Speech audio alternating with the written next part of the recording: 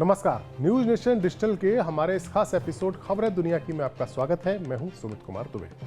Iran की राजधानी Tehran में हमास के चीफ इस्माइल हानिया की मौत के बाद मिडिल ईस्ट में जारी तनाव अब भी बरकरार है। ईरान के supreme leader Ayatollah Ali Khamenei अपनी फौज को इजरायल से इस मौत का बदला लेने का आदेश दे चुके हैं, लेकिन अभी तक ये साफ नहीं हो सका है कि ईरान का ये बदला कैसा होगा और क्या इस बदले में हिजबुल्लाह भी शामिल होगा। ईरान की खामोशी पूरी दुनिया की धड़कनें बढ़ा रही है। वहीं अमेरिकी प्रेसिडेंट जो बाइडेन ने एक बड़ा दावा किया है। बाइडेन का कहना है कि अगर गाजा में हमास के खिलाफ चल रही इजरायल की जंग रुक जाती है, यानी युद्ध विराम हो जाता है और हमास की कैद में मौजूद बंधकों की रिहाई की डील हो जाती है, तो ईरान बदला लेने का इरादा छोड़ सकता है। हमारे आज के इस एपिसोड में हम बात करेंगे कि बाइडेन के इस बयान के क्या मायने हैं, क्या वो इजरायल पर दबाव बना रहे हैं, और अगर युद्ध विराम नहीं होता है तो इजरायल को बचाने के लिए अमेरिका की तैयारी कैसी है। तो वहीं दूसरी ओर ईरान के इरादे क्या हैं।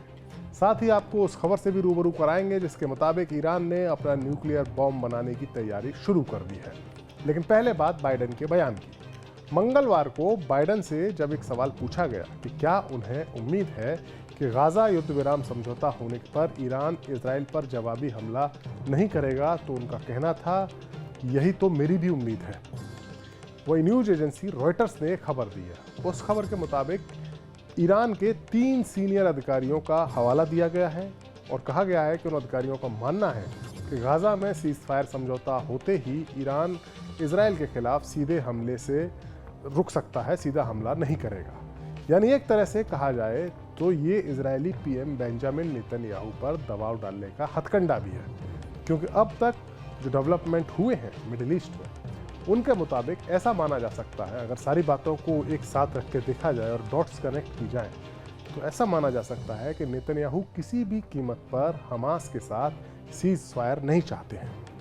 यहाँ तक कि वो अपनी फौज के जनरल्स और अपने रक्षा मंत्री की राय को भी ठुकरा चुके हैं, उससे तवज्जो नहीं दे रहे हैं। ऐसे कयास लगाए जा रहे हैं कि नेतन्याहू की कोशिश है कि किसी भी तरह अमेरिका को सीधे ईरान से भिड़ा दिया जाए। नेतन्याहू का मानना है कि इस पूरे इलाके में इजिप्ट और सऊदी अरेबिया जैसे जो मजबूत मुस्लिम मुल्क हैं, वो तो उसके साथ दोस्ती कर चुके हैं, लेकिन ईरान उसकी सुरक्षा के लिए खतरा है। लिहाजा एक बार अगर अमेरिका ईरान के खिलाफ जंग में कूद गया तो फिर ईरान को फौजी तौर पर इतना कमजोर किया जा सकता है कि वो इजरायल के लिए खतरा ना रहे। अमेरिका भी नेतन्याहू के इस प्लान को समझ रहा है और इसीलिए वो चाहता है कि ईरान का इंतकाम एक बड़ी जंग में तब्दील ना हो। कुछ मीडिया रिपोर्ट्स में तो यहाँ तक दावा किया गया है कि पहली बार अमेरिका और ईरान के बीच हॉटलाइन स्थापित की गई है, यानी अगर कोई आपात स्थिति पैदा होती है तो किसी भी कंफ्यूजन से बचने के लिए दोनों देशों के लीडर्स सीधी बातचीत कर सकते हैं, चाहे वो पॉलिटिकल लीडर्स हों या फिर मिलिट्री लीडर हों। ईरान को भी इस बात का एहसास है कि इजरायल ने तेहरान में हानिया को मारकर उसे एक मुश्किल हालात में फंसा दिया है। ईरान हमेशा से ही अपने आप को इस्लामिक वर्ल्ड के लीडर के तौर पर पेश करता आया है और अब ऐसे में उसी की धरती पर हमास के लीडर की हुई मौत ने उसकी क्षमता पर भी कई सवाल खड़े कर दिए हैं। हानिया पर हुआ हमला ईरान की अपनी धरती पर हुआ है। ऐसे में ये ईरान के लिए ज़्यादा बड़ा झटका है। ईरान के सुप्रीम लीडर खामनेई ने इसे ईरान पर सीधा हमला बताया और ईरान की फौज को इजरायल पर सीधा हमला करने का आदेश भी जारी किया, ऐसा कई मीडिया रिपोर्ट्स में बताया गया। अमेरिकी अखबार द न्यूयॉर्क टाइम्स में छपी हुई खबर के मुताबिक ईरान अगर हमला करता है तो वो इजरायल को और भी ज़्यादा बड़ा हमला करने के लिए उकसा सकता है। फिर इसके बाद जो युद्ध छिड़ेगा उसे रोकना ईरान के वश की बात नहीं होगी, वो रुकेगा नहीं।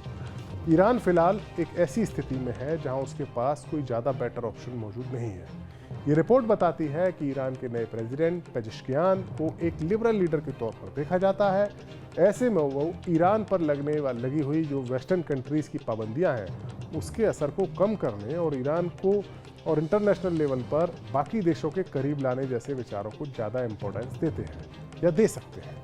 इस समय ईरान किसी भी हमले से पहले सोच समझकर आगे बढ़ना चाहता है, क्योंकि अगर वो इजरायल पर सीधा हमला करता है तो ये एक बहुत ही घातक और तगड़ा युद्ध शुरू हो जाएगा। ईरान ऐसा कभी नहीं चाहेगा कि वेस्टर्न कंट्रीज़ के साथ उसकी बातचीत के सारे दरवाजे बंद हो जाएं। लेकिन ये तो सिर्फ कयासबाजी ही है। हानिया की मौत का बदला लेने और इजरायल को सबक सिखाने के लिए ईरान की क्या प्लानिंग है, ये तो बस ईरान के जनरल्स को ही पता होगा। ईरान की लीडरशिप को ये पता है कि अगर अमेरिका इस जंग में सीधे तौर पर कूदता है तो उसके मुल्क के लिए परेशानी खड़ी हो सकती है, ईरान के लिए। और हो सकता है कि इस बार ये बड़ी जंग टल भी जाए, लेकिन नेतन्याहू के आक्रामक तेवरों के मद्देनजर आज नहीं तो कल अमेरिका के साथ ईरान के सीधे संघर्ष की नौबत आ सकती है। लिहाजा अब ईरान ने अपनी सुरक्षा की गारंटी के हथियार के तौर पर न्यूक्लियर बॉम्ब बनाने पर भी काम शुरू कर दिया है। ईरान इंटरनेशनल मीडिया आउटलेट की खबर के मुताबिक ईरान अपने सीक्रेट न्यूक्लियर वेपन प्रोग्राम पर काम तेज कर रहा है, जिससे ईरान परमाणु बम विकसित करने के लिए पहले से ज़्यादा नज़दीक पहुंच चुका है। ईरान परमाणु बम डेटोनेटर के उत्पादन के लिए फिर से परीक्षण शुरू करने वाला है।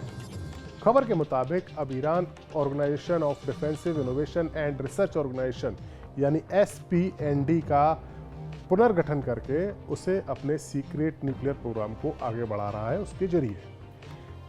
फॉर्मर प्रेसिडेंट इब्राहिम रईसी की मौत के 1 महीने से भी कम टाइम में ही ईरान की संसद ने SPND को एक आज़ाद यूनिट के तौर पर काम करने के लिए उसको कानूनी जामा पहनाया और एक विधेयक पारित किया। कानून में यह भी कहा गया कि SPND ईरान के supreme leader Ayatollah Ali Khamenei की ओर से जारी गाइडलाइन के तहत चलेगी। अमेरिका के साथ न्यूक्लियर समझौता खत्म होने के बाद से ईरान ने यूरेनियम इनरिचमेंट की शुद्धता के लेवल को 60% तक बढ़ा दिया है। ये परमाणु हथियार बनाने के लिए जरूरी शुद्ध यूरेनियम लेवल के करीब है, यानी ईरान के पास उतना बारूद है कि वो परमाणु बम बना सके या उतने बारूद तक पहुंचने के वो करीब है। वहीं ईरान परमाणु हथियार ले जाने में सक्षम मिसाइलें भी तैयार कर रहा है और ईरान की मिसाइल पावर किसी से छुपी हुई नहीं है। ईरान की यह तैयारी उस खतरे के मद्देनजर है जो अमेरिका के तौर पर उसके पास या उसके मुंह बाएं खड़ा हुआ है। इसराइल के साथ तनाव बढ़ने के बाद अमेरिका ने इसराइल की हिफाजत के लिए मिडिल ईस्ट में एक गाइडेड मिसाइल पनडुब्बी भेजी है। अमेरिकी aircraft carrier USS Abraham Lincoln को भी भेजा गया है। USS अब्राहम लिंकन लड़ाकू विमान F-35 से लैस है। वहीं ईरान का साथी मिलिशिया हिजबुल्लाह इसराइल से इंतकाम लेने के लिए ज़्यादा आतुर दिख रहा है। मीडिया रिपोर्ट्स के मुताबिक हिजबुल्लाह ने इसराइल के माउंट नेरिया बेस पर रॉकेट से हमला किया है। माउंट नेरिया में इसराइल की आर्मी की गोलानी ब्रिगेड का हेडक्वार्टर है। इस खबर के अनुसार लेबनान के संगठन हिजबुल्लाह ने यह अनाउंस किया है कि उसके लड़ाकों ने मंगलवार रात को करीब 10 बजे जल अल देर में रॉकेट से हमला किया। यह इजरायली फोर्सेस की तैनाती वाले ठिकाने हैं।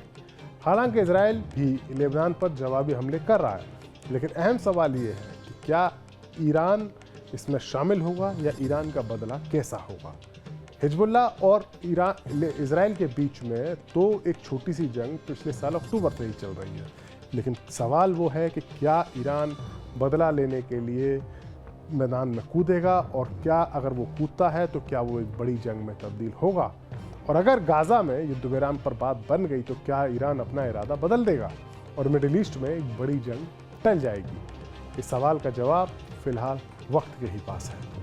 हमारा ये वीडियो आपको कैसा लगा, कमेंट सेक्शन में जाइए, अपनी राय हमें ज़रूर दीजिए। नमस्कार।